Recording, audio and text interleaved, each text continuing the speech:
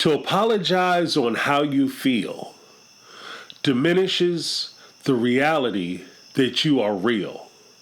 Should Shaeeda apologize for what occurred between her and Bilal'S ex-wife? Hell no. My name is James, and this is my take on reality. Let's get it. If Shaeeda apologizes for standing up for herself with Bilal'S ex-wife, then she might as well consider this whole thing a wrap. Because once you lay down in this particular situation, your only move from that point forward is to continue laying down for the person who is going to continue walking all over you. The only way somebody can walk all over you is if you lay down for them first. Don't lay down for them, stand up for yourself. Let's talk about the foundation for which Bilal met Shaeeda and how she probably presented herself to entice him to want to eventually marry her. Shaeeda probably presented herself as she does on the show, as a quiet, thoughtful, soft-spoken, and emotionally sensitive person. Now, to a caring individual, these traits are very endearing. It shows that the person is in tune with who they are. They have an emotional intelligence, which means that their hearts and their minds are open to you and ready to receive love. To somebody who is looking to take advantage of an individual, these traits are a sign of weakness, and they are a sign that you can easily walk all over that person. And I think that for the most part, this is how Bilal and his ex-wife view Shaeeda. Watch this look that Bilal gives her when she says that she has feelings too. At the same time, you kind of get upset at how I feel. This is why it's critical that you establish boundaries early on in your relationship. It's easier for you to come in high as far as super strict and lighten up and become easier than it is for you to come in easy and then all of a sudden you try to become super strict. Part of the reason why is because once people get used to or accustomed to you acting and treating them a certain way, it's very difficult for them to accept that now all of a sudden you're going to start creating boundaries and you're going to start setting expectations for me where these expectations and boundaries didn't exist before. So it would have behooved Shaeeda to establish these boundaries. And that's what she's doing now. And that's why it's so critical that you set the example that this is your home. This is your space. That Shaeeda does not live there and she is no longer married to your husband. So she doesn't have expectations within your household.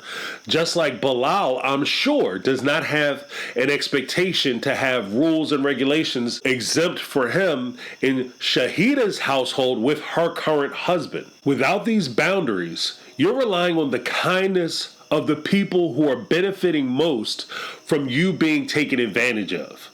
In this case, Shaeeda benefits from Shaeeda's willingness to eat whatever she puts in front of her. And Bilal benefits from being able to have Shaeeda, his ex-wife, come to the house and make demands on his current wife. So everybody is winning, but the only person who is losing is the current wife. This is why it's critical that she set boundaries and expectations for her household on how she will be treated and what's acceptable for the way that she will be not only treated, but the way she'll be talked to and regarded. I would submit to everybody that this relationship actually puts me in mind of a friend-zoned situation. Why do I say that? The friend zone, as you ladies know, but fellas, maybe you're unaware, is when you like a young lady and you want to date her, but for whatever reason, she's not feeling you romantically, so she puts you in the friend zone. Now, some women, they like you, they enjoy hanging out with you, so they want to be your friend and they want to keep you around because they genuinely enjoy you. But there are women who will put you in the friend zone because they understand that when you're in the friend zone, they experience and get the full benefit of having that man as a boyfriend. So you get all the boyfriend benefits, but you have zero boyfriend responsibilities. So he's the guy in the friend zone who could drop you off at the club because you need a ride to the club. You can hang out in the club. Now, this guy is in love with you. Oh, my God, I love you. You're so great. You're so wonderful. I want to be with you. You need to just stop hanging out with these guys who are playing games and be with me because I'm serious, blah, blah, blah, blah, blah. No. I don't want to mess up our friendship. They go to the club. They meet a guy. That guy use them and abuse them, take them home, wine them, dine them, 69 them, and send them on their way. And that girl will call her friend to come pick her up from this guy's house who she just gave everything away to. And the guy who will sacrifice everything in the world for her and do everything in the world for her, including give away his dignity by coming to pick her up at another man's house, she won't give him the time of day, but she gets to experience the protection and in some cases the provision of having this man as her boyfriend. And that's what I see in Shaeeda and Bilal'S relationship. She gets all the benefit and all the deference of being the wife, but she is the ex-wife. She is no longer in a relationship with him. He's so desperate to hold on to that relationship and keep that relationship going as the guy who is friend zoned. He's so desperate to keep this girl around. He's willing to demean himself and demean anybody who questions or potentially could harm that relationship.